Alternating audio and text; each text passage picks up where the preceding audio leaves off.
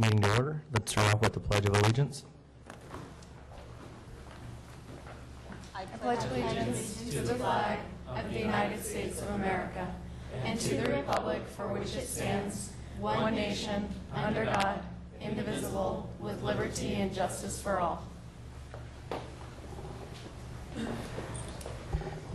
Can I have a roll call? Commissioner Bergman? Present. Commissioner Marsters? Present. Commissioner Harper-Pedersen? Present. Commissioner Gutierrez? Present. And David Silberman is out. So we're heading to public comment. This portion of the agenda is to hear from the public on the matters that are not on the agenda. Is there anybody here to speak on any items that are not on the agenda? I actually wanted to point out, too, we have a revised agenda, right, adding one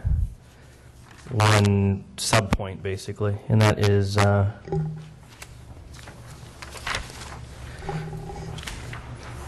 the public hearing, 17 Greenfield Avenue, we have a section B now. Yes, Chair, that is correct. Under item 8A, there has been a preparation of a revised agenda to add another sub-item under this category at 17 Cranfield, and that is for the specific of purposely calling out the environmental document prepared for this agenda item, the mitigated negative declaration. It is required to be cited on the agenda itself. This is due to recent case law that has come out regarding the issue. The notices that went out were all satisfactory. The one thing that we didn't have was it listed on the agenda, so that has been provided. Thank you. So no one's here to speak on anything that's not on the agenda. Okay, we're moving along. Can I get I don't know if has everybody had a chance to review the minutes? We're approving 2 sets of minutes from May 19th and June 16th. Anybody have any corrections? I don't have any. Okay. I move to approve the Planning Commission minutes of May 19th, June 16th, 2014. Can I have a second? Second. All in favor? Aye. Aye. Okay, moving along to consent. Did everybody get a chance to read all the material on that? If I can get a motion in a second, please. Sure. Let me just flip to the motion page and I'll make it. I move that the Planning Commission pass a resolution to adopt a mitigation monitoring and reporting program to implement the mitigation measures contained in the Certified Initial Study / Mitigated Negative Declaration as a part of the design review permit approved for the installation of one new water storage tank at 700 Crestview Drive and the installation of one new water storage tank at 3376 and 3384 Melody Drive. Can I have a second? Second. All in favor? Wait a minute, before you vote on it, can I ask a question? Sure. So the only concern that I had in this was there's a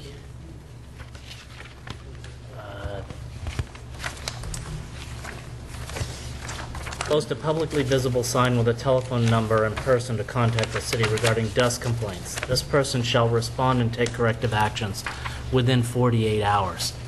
It just seemed odd to me that we would wait 48 hours if there was a dust complaint to address that issue. So it's actually on page 3 of the plan.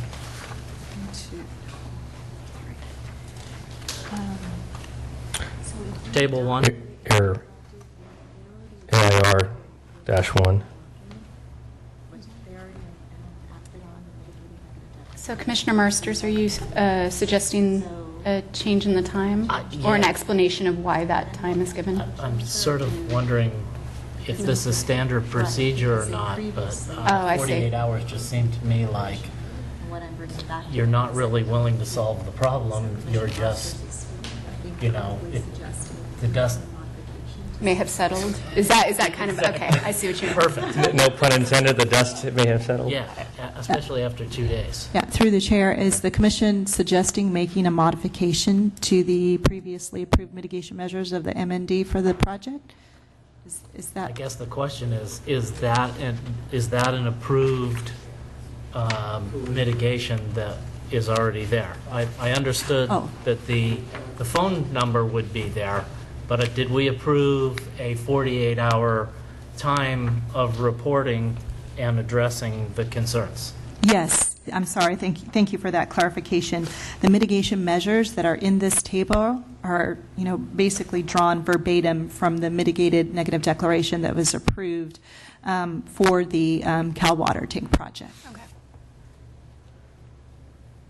And is 48 hours standard for dust complaints? I'd have to look that up. I'm okay with it. I just thought I'd follow up with that. It seems like, there's not necessarily a reason to have somebody complain or somebody contact the individual if they're not going to do anything as part of the. It just seems like it's not solving a problem to me. And through the chair, if I may, I just received some additional information. We actually have one of our environmental consultants on hand for another item that's on the agenda later on this evening, but she has informed me that the language actually comes as a recommendation from the Air District. So the information that was in the mitigated negative declaration regarding this 48-hour time frame is consistent with the Air District's recommendations. So that's where it comes from. Can we leave the wording the way it is and strongly encourage the group that's doing the construction to address problems in a more timely manner? Certainly, I can be happy to pass that on through the building division and let them know that this is something that the commission, the city would like to see as part of, them doing a little bit more. And maybe in the future when we have these types of issues, maybe 48-hour complaint time is,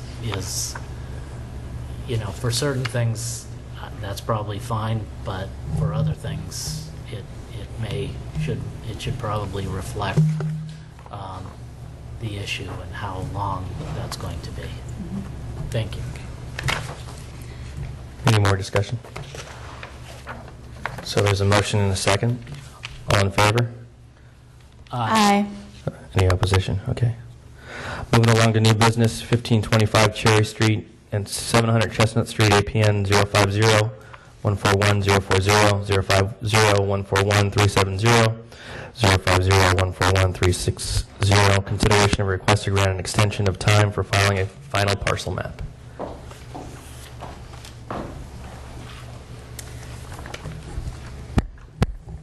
Good evening, Planning Commissioners. My name is Jill Lewis, and I will present to you the request to grant an extension of time for filing a final parcel map for the Cherry Chestnut project located at 1525 Cherry Street and 700 Chestnut Street.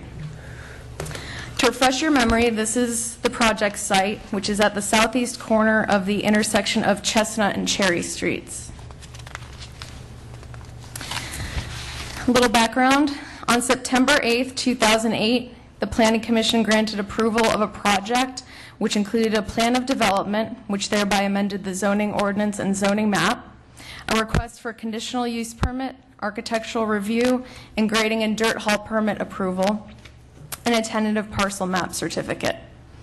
Previous extensions were granted to allow extra time to file a final map in 2010, 2011, and 2012 due to the state of the economy and the real estate market. The applicant submitted the subject request stating that while the financing of the project is underway, they wouldn't be able to submit a final map before it expires on September 12th, 2014. So the Subdivision Map Act pertains to the division of land within the state of California, designating control of the design and improvements to local jurisdictions. In 2013, the California legislature enacted a 24-month extension for filing of final maps that had received approval on or after July 1st, 2000, and had not expired prior to July 11th, 2013. Since the last extension granted by the city was valid through September 12th, 2014, the tentative map certificate can be extended.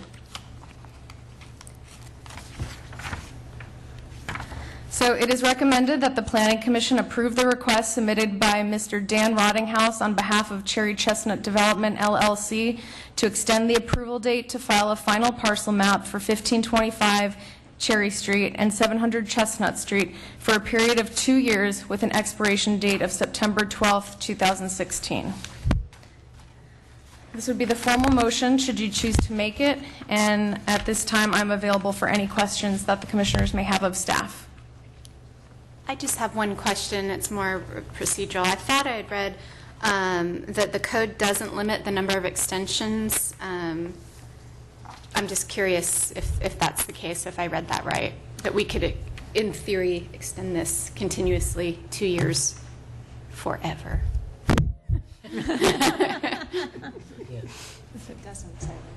That is correct. The Subdivision Map Act, not the Subdivision Map Act. The subdivision ordinance of the city does not prescribe a limitation. However, it does provide a process by which an extension would need to be considered, which is coming before the Planning Commission, the decision-making body, asking for a request for such extension. Thank you. Any more questions for staff? Do we have to extend it for 2 years? That is correct, because this is a provision that is set into place by the actual State of California Subdivision Map Act. So it does grant this particular final extension for the project due to the economic downturn. So the city cannot trump the Subdivision Map Act.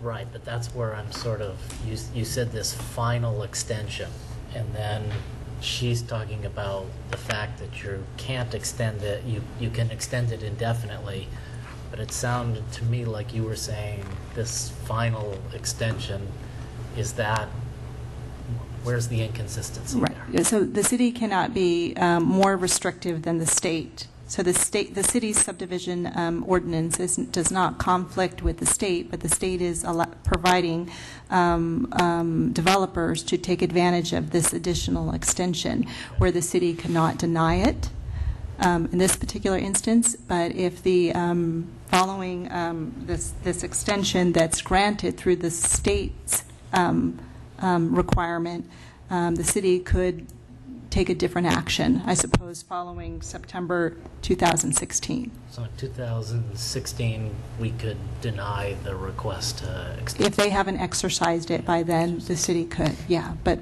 we cannot deny in this particular instance, because this is one of the extensions that the state has set into place that cities need to abide by. Any other questions for staff? Is there anyone that wants to speak on this item from the public?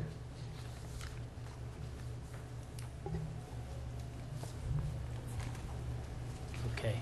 Any other discussion? No? No? Do you want a motion?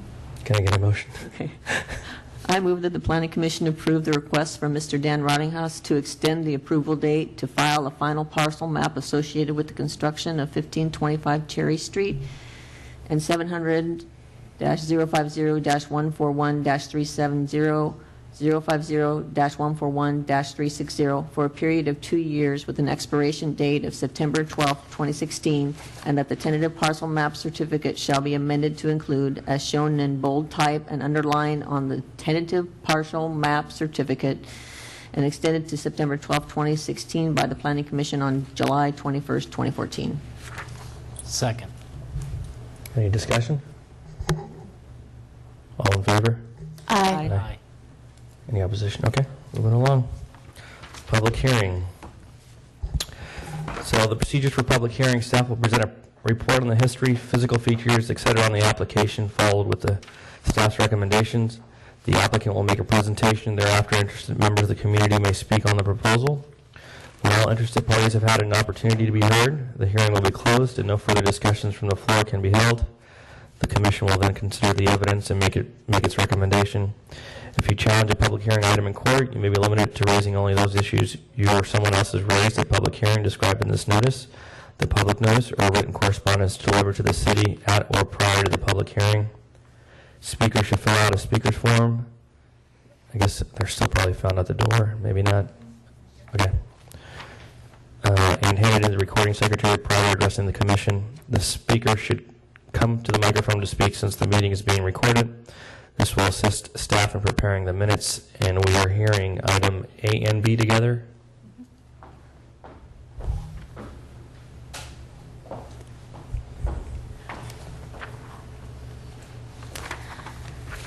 Good evening, Planning Commissioners. My name is Jill Lewis, and I'll present to you the request for consideration of approval of a mitigated negative declaration, general plan map, and zoning district boundary map amendments, tentative parcel map, grading and dirt haul permit, and heritage/protected tree removal permit associated with the request for project approval of 17 Cranfield Avenue and the adjoining parcels currently within San Mateo County. The project site is located at the southeast end of Cranfield Avenue, closest to the intersection with Alameda de las Pulgas. The project site includes an existing parcel, 17 Cranfield Avenue, that's currently located within the city of San Carlos, and 4 parcels currently within unincorporated San Mateo County. The site includes 5 existing lots, lots 21 through 25. Only lot 21, including the existing residence, is within the city of San Carlos's boundaries. Lots 22 through 25 would be annexed from San Mateo County to the city of San Carlos. An additional 13,620 square feet would be annexed from San Mateo County to the city of San Carlos to extend the Cranfield Avenue right-of-way and to accommodate the proposed cul-de-sac. Parcel 1, the westernmost and smallest lot, would be consistent with the existing zoning of RS6, which is single-family residential, in terms of minimum lot size. The new parcels 2, 3, and 4 would be comparable in area, measuring at least 10,189 square feet at minimum, consistent with the city's subdivision ordinance and proposed zoning of RS3, which is single-family residential low density, which requires a minimum lot size of 10,000 square feet. The existing residence located at 17 Cranfield would be demolished. All 5 parcels would be subsequently subdivided into 4 parcels that would be developed in the future with a single-family house on each parcel. An initial study, mitigated negative declaration, has been prepared pursuant to the California Environmental Quality Act by the firm Lamphere Gregory. The request for a site to annex into the city is a multi-step process that I'd like to briefly go over. The first step, determining if a site is within the LAFCO adopted sphere of influence. A sphere of influence is a map outlining future boundary, organization, and service plans for cities. This site is within the city's sphere of influence. The next step is to amend the general plan map to give the site a general plan land use designation and to pre-zone the site to give it the future zoning district designation. These steps amend the city boundary line and are part of the request before you tonight. Subsequent to tonight's meeting, these same requests will go forward to the City Council for a final decision. Following such, the city and county work together on the property tax exchange value, which is formally adopted by City Council resolution. The last step is the formal annexation hearing by LAFCO. Following approval, the annexation of the site into the city is complete. First, you are asked to consider the initial study mitigated negative declaration, or ISM&D for short. You may make a recommendation to the City Council on the ISM&D, although the 30-day public comment period required by CEQA, which is the California Environmental Quality Act, runs through August 11th, 2014. You may also make recommendations to the City Council on the proposed general plan map and zoning map amendments. Finally, as the approving body for the tentative parcel map, the grading and dirt haul permit, and the heritage and protected tree removal permit requests, you may approve these entitlements contingent upon City Council and LAFCO approval of the proposed annexation. Every parcel is required to have a general zoning. Every parcel is required to have a zoning district consistent with its underlying adopted general plan. In order to consider annexation, the site must have a general plan land use designation. It is recommended to amend the map boundary and designate this property as single-family low density, which has a maximum of 3 dwelling units per acre. The site meets the intent of the single-family low density use classification. The general plan adopted Goal 4 and numerous land use policies pertaining to annexation have been outlined within the staff report. The proposed project is found to be consistent with all of the relevant annexation policies. The zoning ordinance includes a means for how to process pre-zoning and annexation requests. Requests need to comply with both the required findings of the zoning district boundary map amendments as well as the criteria of the pre-zoning and annexation ordinance. The site is proposed to be pre-zoned to RS3, just single-family low density. This is consistent with the underlying proposed general plan designation and required by the zoning ordinance for properties with development potential of less than 5 lots.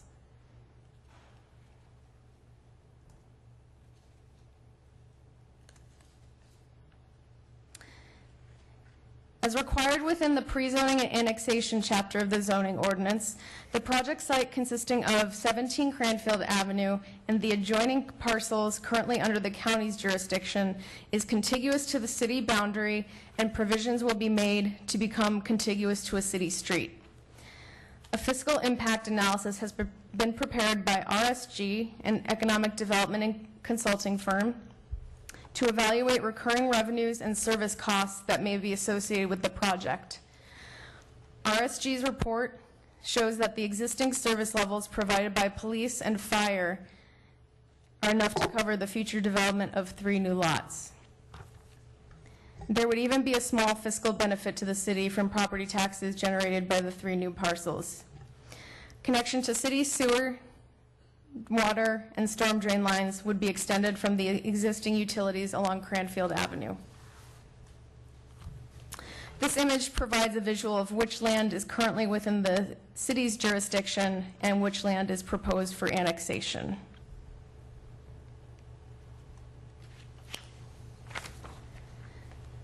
The applicant has submitted an application for vesting tentative parcel map to perform a lot line adjustment between lots 21 and 22 and creating 4 new lots out of 5 existing lots. Approximately 2,339 square feet will be taken from lot 21, which is currently the property at 17 Cranfield Avenue, and used to facilitate the creation of 3 newly annexed lots with a minimum lot size of 10,000 square feet, as well as the minimum width and depth requirements of 75 feet and 100 feet respectively. The proposed lot configuration and proposed means of access was reviewed and accepted by Public Works staff and the contract city surveyor. There are 10 findings that the Planning Commission must make in order to approve a tentative parcel map. As detailed within the staff report, staff finds that all 10 findings can be made.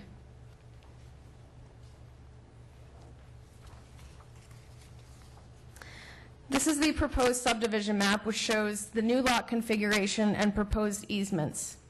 Water, gas, and sanitary sewer lines will be extended along the proposed Cranfield Avenue right-of-way, connecting each parcel directly on the frontage. An existing sanitary sewer easement on proposed parcel 4 will be made unnecessary by proposed improvements and will be abandoned upon completion of off-site sanitary sewer improvements. A storm drain extension is proposed from the corner of Cranfield Avenue at the intersection of Alameda de las Pulgas along the existing Cranfield Avenue right-of-way, and is shown here connecting to each parcel via the 10-foot storm drain easement along the back or northern side of the property. Planning Commission approval is required under San Carlos Municipal Code Chapter 12.08 whenever grading exceeds 1,000 total cubic yards. Approximately 2,100 cubic yards of earth will be cut from the site, and 1,600 cubic yards of earth will fill the site for a net export of 500 cubic yards. In total, approximately 39 truck trips are anticipated. The earthwork is required to facilitate the creation of 4 future building pads, and the extension of the roadway ending in a cul-de-sac. A dirt haul permit must be issued when dirt is hauled to or from any location within the city and/or over any public street. It is anticipated that each of the trucks will haul 13 cubic yards of earth for 39 total truck trips to and from the site. The proposed haul route from the site is Cranfield Avenue to Alameda de las Pulgas to Ralston Avenue to US Highway 101. The haul site has yet to be determined. A condition has been added to the grading and dirt haul certificate requiring that the applicant obtain permission from the city of Belmont to haul dirt over their city streets.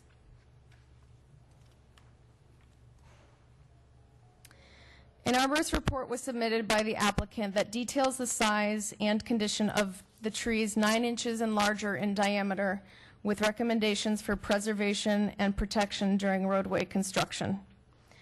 The report identified 26 trees either on or overhanging the project site. Of these 26 trees, 12 coast live oaks would be considered heritage, and 7 black walnuts and 1 Modesto ash would be considered significant due to the circumference outside of bark measured at 48 inches above natural grade. 14 total trees are proposed for removal, 3 of which do not require a permit for removal due to their species type. All of the trees are in the path of the roadway or other planned construction, and future landscaping plans for each property would be required at the design phase as part of the design review approval.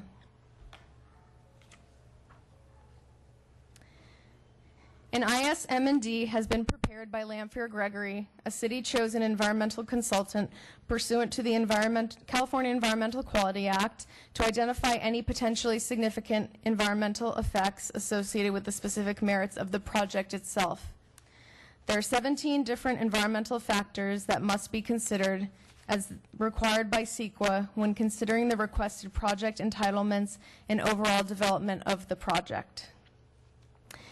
The initial study identified several potentially significant impacts that could result from the project related to air quality, biological resources, cultural resources, geology and soils, and noise.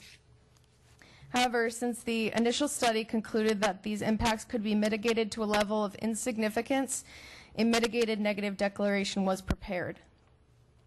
CEQA requires a public review period, and that began July 10th, 2014, and will run through August 11th, 2014.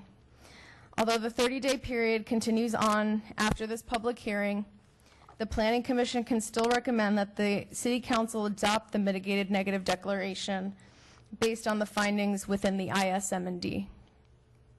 Planning staff will take comments on the ISM&D through August 11th, 2014.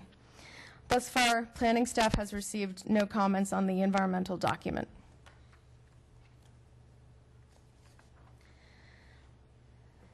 These are the 2 recommendations outlined in the staff report regarding the project, the first of which recommends the Commission recommend that the City Council adopt the mitigated negative declaration and general plan and zoning district boundary amendments to allow for the pre-zoning and annexation of the project site composed of 17 Cranfield Avenue and the adjoining parcels, and the second of which approves the tentative parcel map, the request for a grading and dirt haul permit, and the request for a heritage or protected tree removal permit, which would be contingent upon the City Council and LAFCO approval of the pre-zoning and annexation request.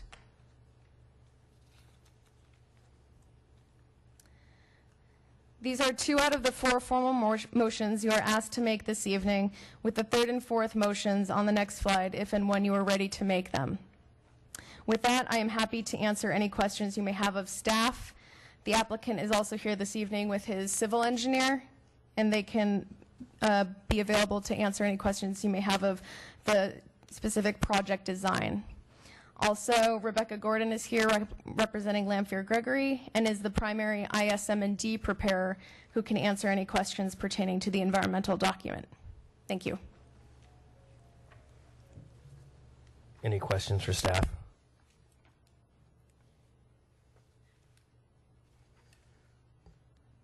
Just a quick clarification on process for next steps. So, and I think you answered it during the presentation mostly, but I just wanted to make sure I got it right. So we are allowed then to essentially recommend adoption, even though the public comment period will not be done till August. That is correct. Okay. And then at some point, the actual plans for each parcel will come before the RDRC for design review approval? Yes, that is also correct. Okay, great. Thank you. Those are my only questions of staff. So the question I had is, are we annexing the street also and the cul-de-sac? Yes, you're making a recommendation on those as well. Okay.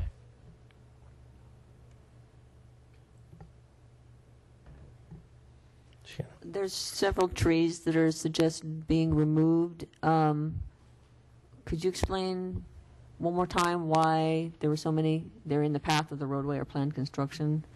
That's the reason why they're supposed to be moved? Yes.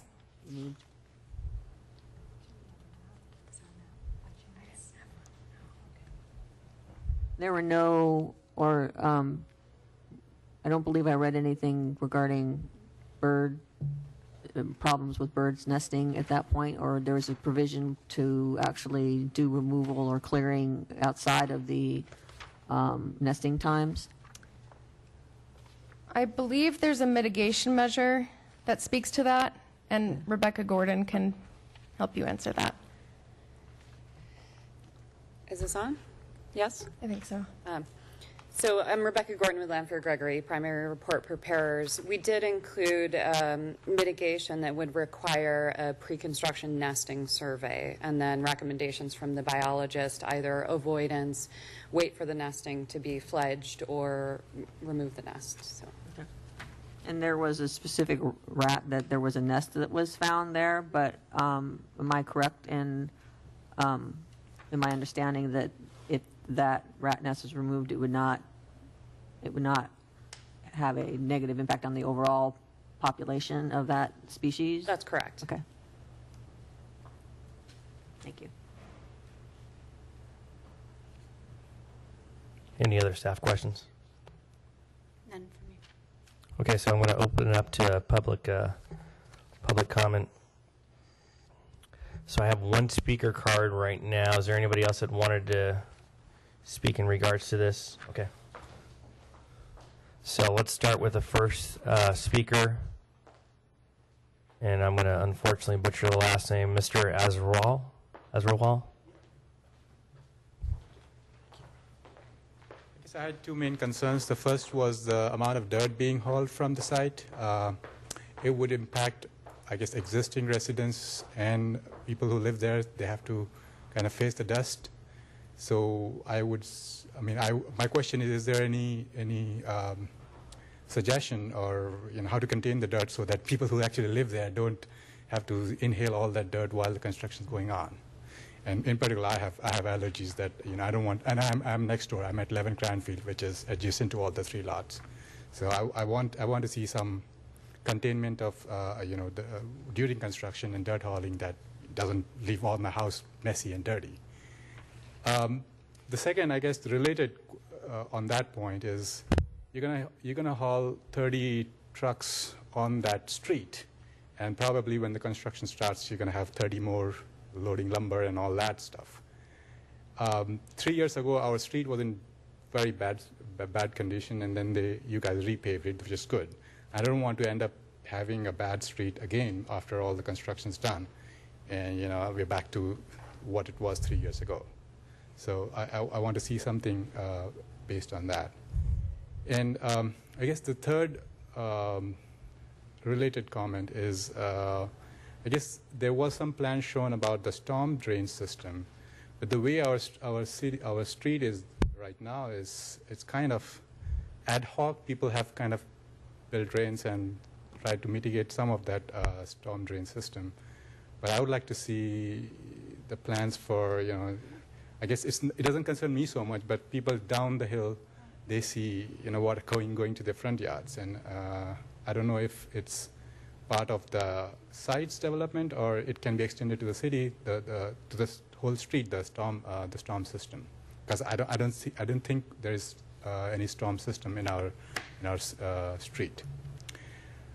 The last one is I don't know. I see a lot of deer and raccoon in the adjacent lot. It may not be something that may be observed in the daytime, but in the evenings and all that, I'm not sure if the environmental assessment takes that into consideration. There might be deer sites around. I mean, they can be nuisance sometimes, but they're good to see.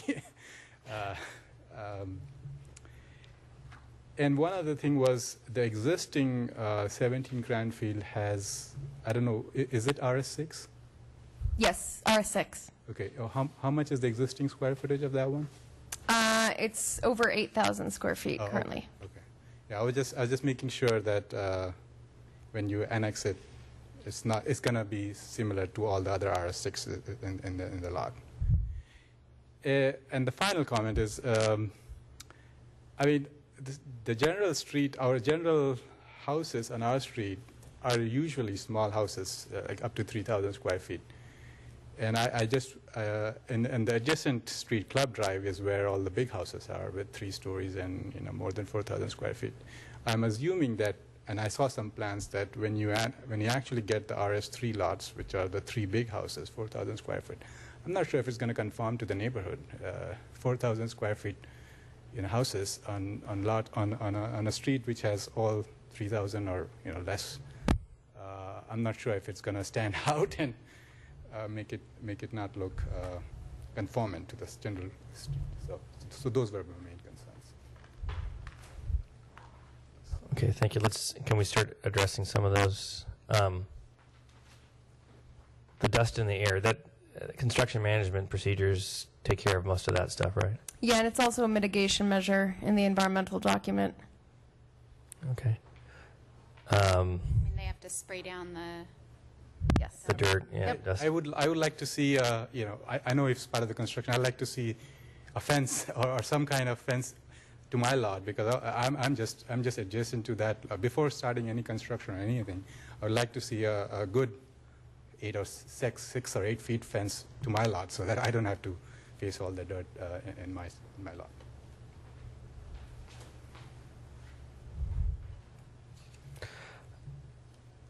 In forms of street condition, that's also a liability on any kind of construction that goes on. If they've damaged the street, they have to repair it, correct? That's correct. I believe that came up at perhaps the last annexation this commission heard on Club Drive. There were similar concerns about the street. And I would imagine, I think it actually is in there, the storm drain issues, that they all should tie in and not create any kind of additional issue in that area, correct? I'm just going one by one. I so- believe the civil engineer would address that. Okay. My name is Roland Hogg. I'm with BKF Engineers, 255 Shoreline Drive, Suite 200, Redwood City. Yeah, the only storm drain in the area is about 200 feet to the east of the site. And all the parcels along Cranefield right now drain to that inlet. So one of the things we're doing is improving Cranefield along the whole entire project frontage with new storm drainage and inlets. C3 treatment of stormwater is included in the project, but we are extending the storm drainage 200 feet to the east to the existing city system. Talking to the client and the contractor, we still have to talk to the city a little bit, because we are putting in the extension of storm drain lines, and there's no storm drains along the street at any kind of interval. And we'll take a look at that with Public Works through the design process if there's opportunities to improve that in any way, working with the city. And on the dirt, just to put it in perspective, a swimming pool is about 350 cubic yards. So we're looking at about 2 swimming pools of removing dirt, just in context. Thank you. Correct me if I'm wrong, but doesn't the water from the property have to be addressed on the property? I thought when you were building new houses that you had to have all the drainage essentially remain on the property in some manner. Yes, you're correct, Commissioner Marsters. On each of the individual lots where future development will be proposed, the on-site drainage issues need to be addressed. Perhaps the comment had to do with the drainage as a result of the extension of the street, I believe. But you're right, otherwise, on-site drainage does need to be addressed through the proposed future development. It sounds like an improvement, at least, of the street's drainage, if I'm understanding.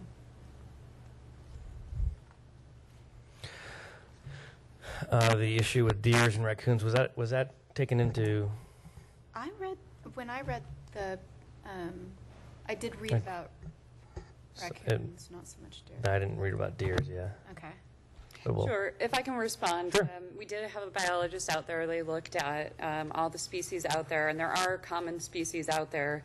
But the question under CEQA is whether you would impact the communities of species, and particularly sensitive species, which raccoons and deer are not considered. So. Okay.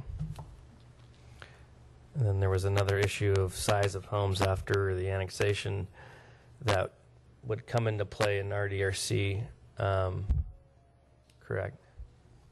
Yeah, that's my understanding of the one of the items that the public speaker commented on. Just for clarification, the one site that is currently in the city will remain RS6 and will be allowed to develop under all of those provisions, and the remaining three lots will be designated RS3, which in terms of development capacity is almost half the development intensity of what the RS6 would allow. For example, right now in our current code, RS6 sites are allowed to have a lot coverage of 50%, whereas the RS3 are limited to 25%.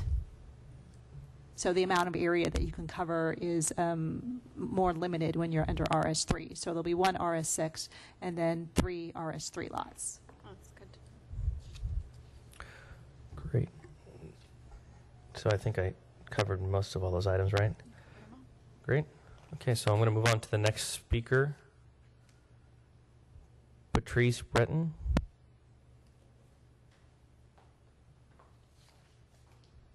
Hi, I'm Patrice Breton. Basically, we're 18 Cranfield Avenue, so just facing the construction site. So yeah, we do have some concern which match some of the previous speaker. I'm sorry, can you speak a little closer? Yep. So one of the concerns is definitely the street. Cranfield is a pretty small street. Parking is very limited. The street is in bad shape. So having a lot of construction going over there will be a problem. I don't even see how those trucks would be able to get through the street at some point during the day. So I don't know how this will be addressed. Is there any improvement before the project to help traffic? Or what will be the mitigation at that point? Parking also for workers and everybody that will work on site could be an issue. If they have to park on the street, right now there's no parking, so I don't know where they will go. If they are going to the extension of the street, then that would be okay, but otherwise there will be a problem. Talking about the trees also and the shape of the street currently, it's true that it's mostly small houses and it's kind of countryside. And the trees which are currently on the street, I'm worried that they would disappear. So I don't know which trees are impacted right now, but I would like to keep our street kind of the way it is right now and keep the trees which are on the side of the street. That's all. Thank you. Thank you.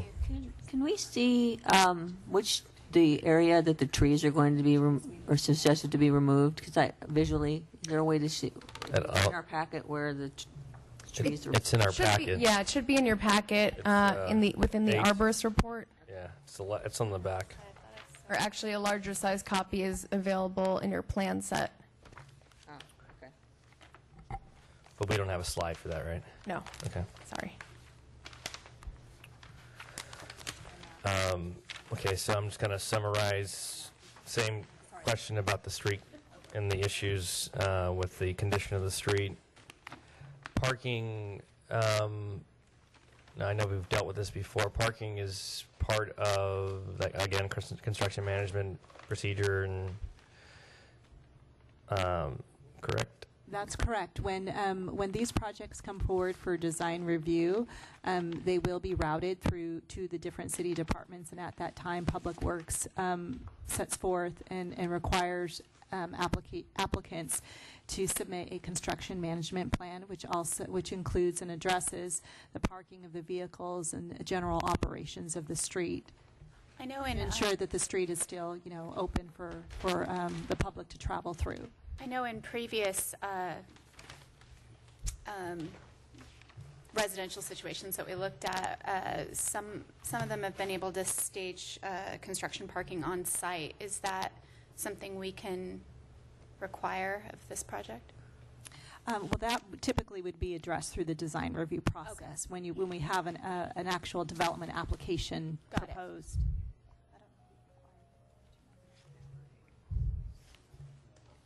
Got it. So the next step, basically. Okay. I Okay. mean, obviously, that would depend on which lot is getting built, but Yeah. I think we've done that at least once before in one very challenged street that I can't remember the It- name. Maybe Coronado? No, Coronado was one of them, yeah. Okay, great. Okay, so I think we hit all those. Some of them are repetitive. Okay, so I'm seeing where the trees are going to be removed. I'm trying to get an understanding of where the neighbors' houses are in relationship to the properties. On what? Just above? Across the street, basically. Okay, up here, okay.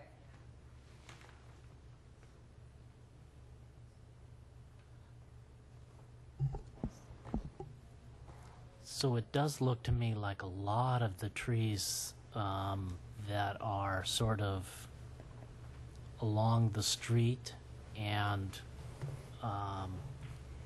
along the property line are the ones that are going to be removed. And I'm not sure that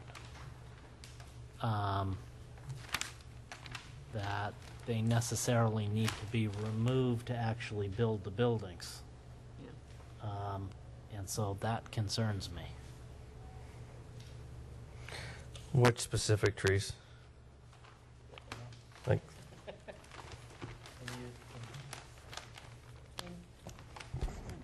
Is it because it's a roadway that they're creating a roadway in? Because these are like right along, it looks like most of the trees are right along The street. the street, so I'm wondering the necessity of removing them.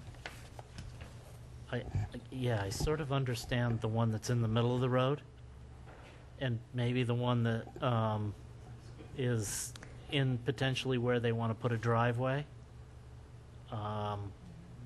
and maybe one that's in the middle of where a house is.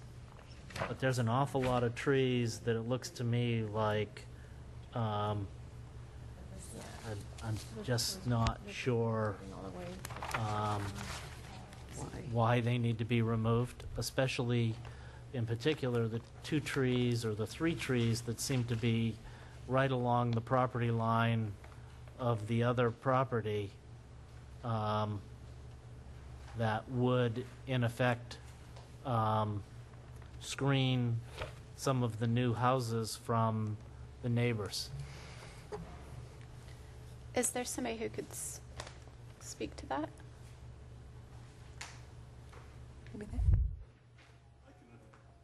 Can the applicant? With grading, I think you're noticing the trees right on the bend there.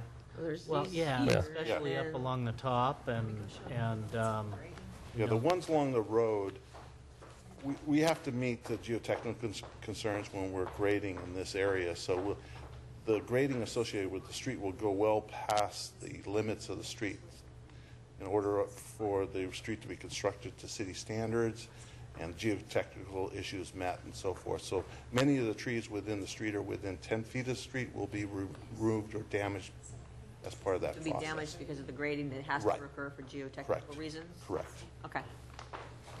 Can you speak to the ones at the top of the property line that are bordering the neighbors? That, there's an easement there for utilities, for storm drain in that area. That'll be along the southern lot line for that area. That's the only thing I can think that those trees are being removed for. If you look on, let me see. So you're referring to, like, I think it's 19, is that what you're, Right. like, these ones right here, that's where the easement is. Sheet 7 of 12 on the tentative map shows the utility construction along that eastern line, and that might explain some of it. I think we gotta go to The big plans. Darn, I like my little plans.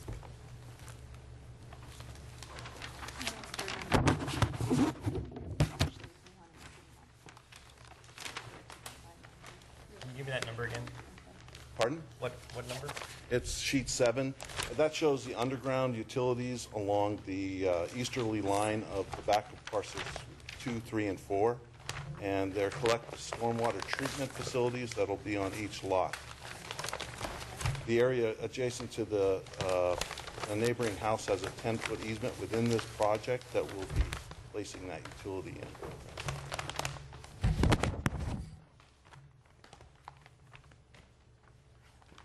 Part of the city ordinance also requires that we leave 25% of the lot in its natural state, so we have to leave the center of the lot in its natural state and use the edges and the road in the front. So it looks like it's all tied in. Right here, these are, that's two right there. It's all because of storm drain.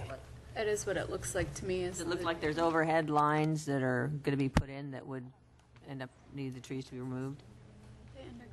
There's no overhead lines proposed. This will be undergrounded as required by the city ordinance. So everything within the limits of work along Cranefield will be undergrounded. Trench line, okay. Right. Okay. Yep. Okay, that's why those. So the question I have is the intent to replace all the trees that are being removed? Yes, Commissioner, well, through the tree removal permit that they would be required to obtain from the city. We have a one-to-one replacement criteria, so the answer to that would be yes. When they come and ask for their tree removal permit, the city would require that replacement trees be provided.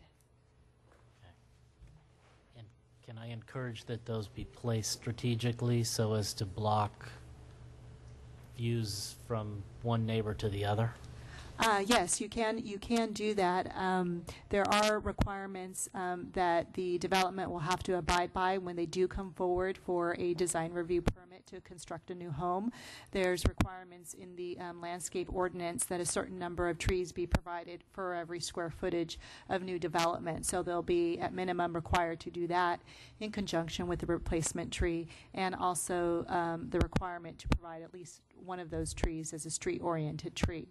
And if there is additional direction that the commission would like to provide when that process does come forward, you can let us know what that is as well. Thank you. Okay, I have one more speaker card. Roxanne Kelly.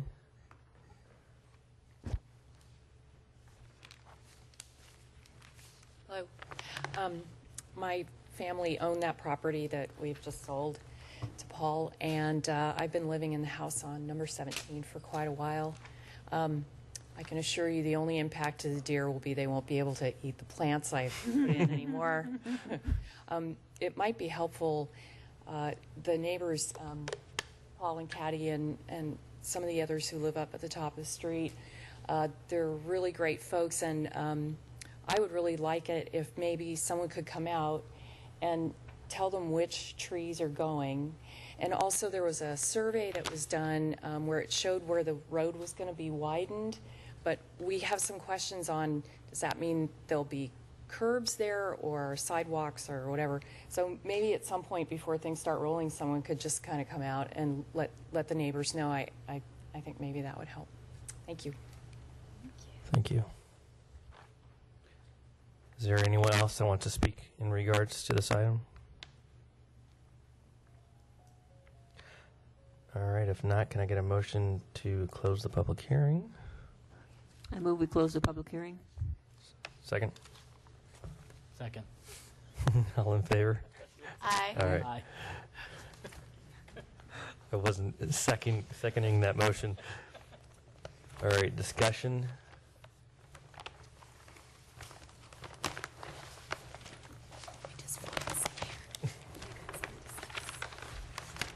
Shannon, do you have any I Scott. think all of it can be addressed in the design review. yeah, design review? It sounds like a lot of these issues are more design related, which will Yes. present a bunch of other issues, so. Yes. Just a couple quick comments. I think, number one, since we changed or amended the zoning ordinance to actually require the landscaping plan during our DRC, I think that will indeed help a lot of the issues that we've seen, that we might see here, or that we've certainly seen in other situations to address some of these concerns. And then I did just want to say, I found the cultural report and the tree report fascinating. So thank you. I just really enjoyed that. Very good. It was nice to know a little bit more about the history of our area from a archaeological perspective and a biological perspective. So thank you. And that's it. So, can I get a motion if there's no other further discussion? Waiting for Jill to put it up. We have to do these one at a time? Yes. Yes. Okay. Want to take turns? Yeah. You want to go first? Okay. I move that the Planning Commission adopt a resolution recommending the City Council adopt a mitigated negative declaration for the project site generally known as 17 Cranfield Avenue, APN 049-072-310, 17 Cranfield Avenue, in the City of San Carlos, and parcels currently in the county 049-072-020, and 049-072-030, and 049-072-120, and 049-072-320, based on the findings and for the reasons as discussed within the staff report and within the prepared initial study / mitigated negative declaration. Second. All in favor? Aye. Next motion.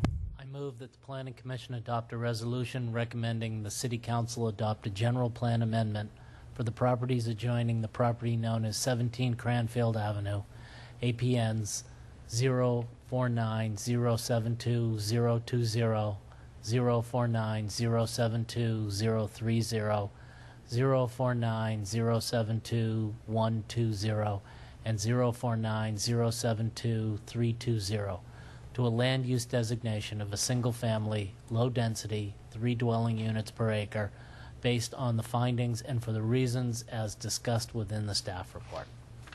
Second. All in favor? Aye. Okay. I move that the Planning Commission adopt a resolution recommending the City Council adopt a zoning district boundary map amendment for the properties adjoining the property known as 17 Cranfield Avenue, APN 072-020, 049-072-030, 049-072-120, and 049-072-320, to allow for pre-zoning of the property to RS3 single-family low density based on the findings and for the reasons as discussed within the staff report. Second. All in favor? Aye. I move that the Planning Commission approve the tentative parcel map as proposed, the grading and dirt haul permit, and the heritage / protected tree removal permit at the project site generally known as 17 Cranfield Avenue, APN 049-072-310, 17 Cranfield Avenue, and parcels currently in the county 049-072-020, 049-072-030, 049-072-120, and 049-072-320, based on the findings and for the reasons incorporated in the staff report, and as conditioned in the tentative parcel map certificate and the grading and dirt haul permit approval, contingent upon City Council and LAFCO's approval of the proposed annexation. Second. All in favor? Aye. Okay, moving along. Thank you. Reports, correspondence, and general information. Report on recent city council actions. None other than council is on recess, and they will not be returning until August 25th. Planning commission comments or reports. Actually, I have a couple of questions. The first one is, we passed the zoning ordinance update. Has that passed the city council? No, that hasn't been brought forward to City Council. An item that staff had planned to include on the Commission's agenda, your agenda this evening, had to do with one more land use modification that staff wanted to bring forward for the Commission's consideration. And this was to allow an additional use in the light industrial zoning district. We have postponed that particular item to allow staff more time to clarify the staff recommendation with neighbors, and we will be bringing that to the Planning Commission most probably end of August, early September. That way we can take forward one final package to the City Council. So no, it has not gone to City Council yet. Again, we'll be bringing back one more item for the Commission's consideration and discussion before we package everything to Council. And then the second thing is, on my way walking over here, I noticed that the crosswalk lights on Old County to cross from the east side neighborhood to the train station have not worked. And if I remember correctly, they have not worked for at least the last week or so. And I'm wondering if it's part of the construction and if we can either get temporary stop signs put in there or get those lights put back on. I will relay your comment to the Public Works Director. Thank you. Thank you. Correspondence from staff? Any additional correspondence from staff? No additional correspondence this evening. Planning staff comments, reports, and updates of current projects. Yes, we have a couple of projects that we believe may be coming forward to the Commission, although it will be later in August. We have a project for a new multifamily residential development at 436 Laurel. We have another project that will soon come before the Planning Commission. I know I said this before, but they actually are moving forward. The one at 77 Walnut most likely could come forward to the Commission at the end of August. That being said, the next regularly scheduled Planning Commission hearing is on August 4th, and at this time we don't have any projects that are ready for the Commission's review, so we will be canceling the August 4th Planning Commission hearing and return to our regularly scheduled meeting on August 18th. Okay, great. All right, with that, I guess I'll adjourn the meeting.